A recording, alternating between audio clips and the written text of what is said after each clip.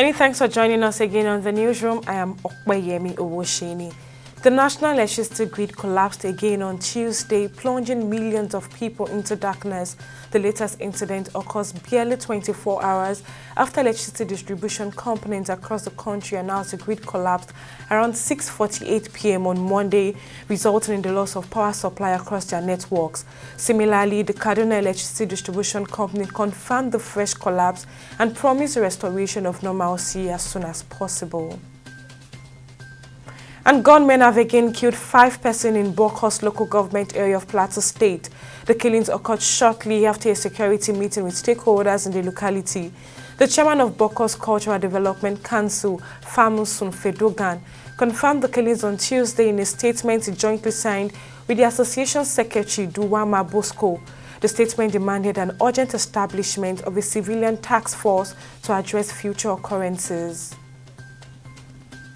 And the Rivers State House of Assembly, led by Martin Amaole, has declared the seat of Edison Ehi, the Chief of Staff to Governor Siminalayi Fubara, and 3 other pro-Wike Law Fubara lawmakers vacant following their absence from sittings for 152 days. Making this known during plenary on Tuesday, Speaker Martin Amaole pointed out that Ehi did not properly write to inform the House of his new office, and as much as seat has been declared vacant. Regarding Victor Okojombo and the 2 others, the House held 3 separate votes to declare their seat vacant for absenteeism from sitting for 152 days consecutively without notification or permission, in violation of the 1999 Constitution. The People's Democratic Party (PDP) Governors Forum has instructed fielding members of the party to revert to the status quo. The directive was given by the chairman of the forum, who is also Bauchi State Governor Bala Mohammed, after a meeting of the governors which ended in the early hours of Tuesday. Mohammed said as a political party, the PDP was bound to have disputes among members, but that those challenges can always be resolved amicably.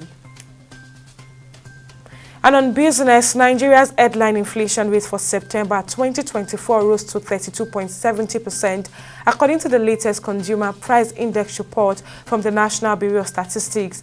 The increase of 0.55% is from the August 2024 figure of 32.15%. Now, this development comes after inflation dropped consecutively in the previous 2 months of July and August 2024. And on the foreign scene, United Nations agencies have called for an urgent increase in funding to deal with the unfolding humanitarian crisis in Lebanon as the Israeli military continues its offensive against Hezbollah. UNICEF and the World Food Programme warned in a joint statement on Tuesday that the fighting, which has displaced hundreds of thousands in Lebanon, has triggered the catastrophe. Lebanese officials have said 1.2 million people have been affected by the conflict, in which Israel has conducted air attacks on Beirut and many other parts of Lebanon, as well as sending ground troops into the south. And on sports, the Confederation of African Football has delisted the Group D second leg feature of the ongoing 2025 African Cup of Nations qualifier between the Super Eagles of Nigeria and the Mediterranean Knights of Libya. CAF published an updated game fixture on its X handle on Tuesday.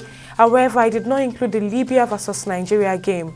The game was earlier scheduled to take place in Libya by 8 p.m. on Tuesday, after the first leg took place in Gotul Akpabio Stadium, Uyo, on Friday. And these are the stories making the rounds from our newsroom at this time. We'll update you at the top of the hour. I am Okpeyemi Owosheni. See you next time.